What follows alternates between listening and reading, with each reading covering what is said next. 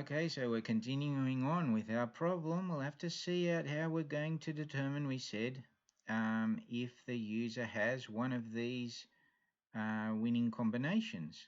If they've selected one of these winning combinations, if it coincides, how would we do that? Well, the first step, I think, is we have to know what the current user has selected. Which boxes are selected, which positions, okay, to compare with the winning ones. So how do we do that? We want to selected cells. So we'll try and put it in a variable called selected cells are, we'll have to look for them on the HTML document. So we'll do the query selector all. We'll get all of the cells. Yeah, okay, so they're not the selected cells at this stage, are they? They're just all the cells. So we'll put cells here. Cells. So with this we get the cells. We want to convert this to an array again, because we're interested in arrays to be able to iterate and use our for loops. Okay, so we'll have our other variable. Oh no, we'll have our list of the selected cells, and we start off with an empty list. So we can go through with a for statement. So we'll for, so the index of the cell. We start off with the first cell, because we have to go through each of them to make that test. And we want to make the list, to be able to construct this list only with the cells that have been selected by the user.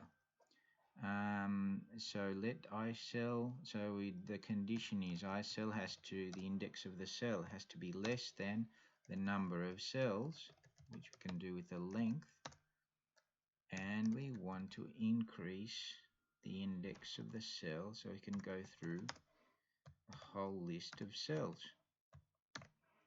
Good. What do we put in here now? Now we have to say, we have to get, so what do we know? The last selected is we have to test the content of each of the cells if they are equal to the last selected one. This is the one that the user has selected. So if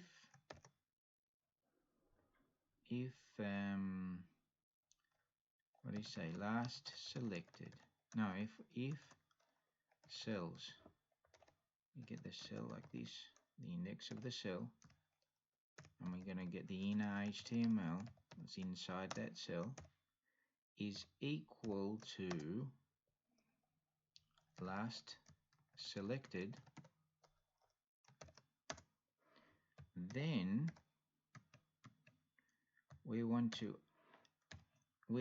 add that position to our list of selected cells. This one, don't we? That's the idea.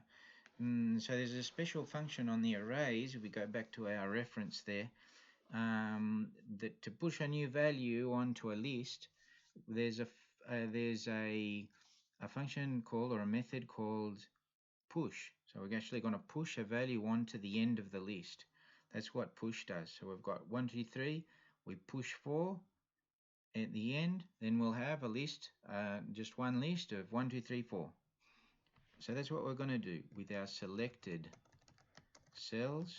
We want to push the index that we've found that has got the content of it is the last selected. If it's a 0, if the last selected was a 0, then we can put that on, that it's been selected by the current user.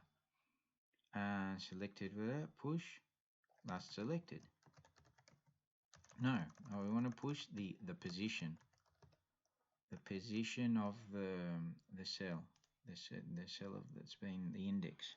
So at the end of going through all of these, we will have a list that will have all of the positions that are selected by this user. Great. Now what do we do with that list? Well, we want to see if the selected cells we have, it coincides with one of the winning combinations. So we can go and make another loop to go through each of the winning combinations to see if that condition is fulfilled. How do we do that? We'll go for another for let winner equals 0. Okay, so we're going to go 0, 1, 2, 3, 4 through each of, so this is going to be the index. Okay, we'll put I winner. So the index of the winning combination. We start off with 0 and we want to make sure that I winner, the index, is always going to be less than the total length of that list. Didn't write a proper combination. And in each iteration we're going to increment by 1. Good. Okay, so how do we do our test? We want to see if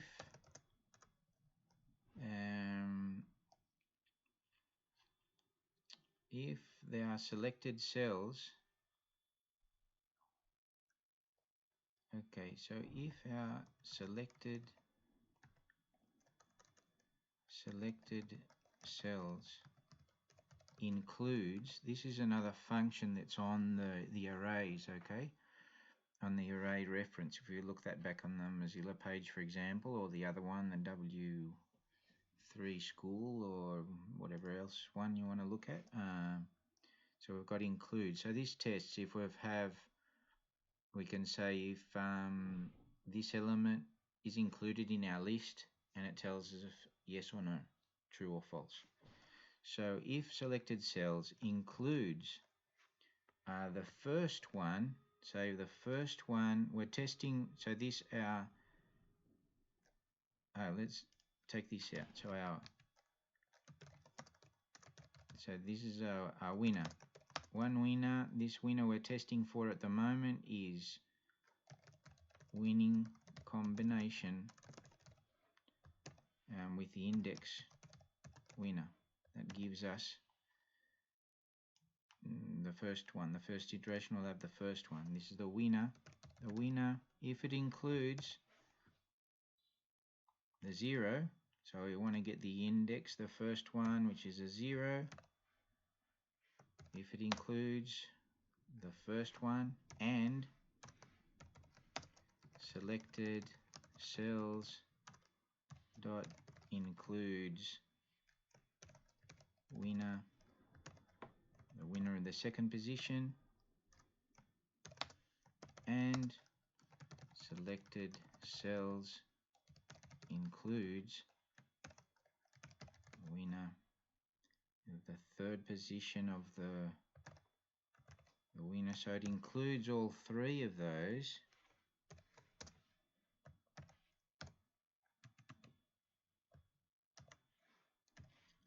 Making sure we close everything when we open.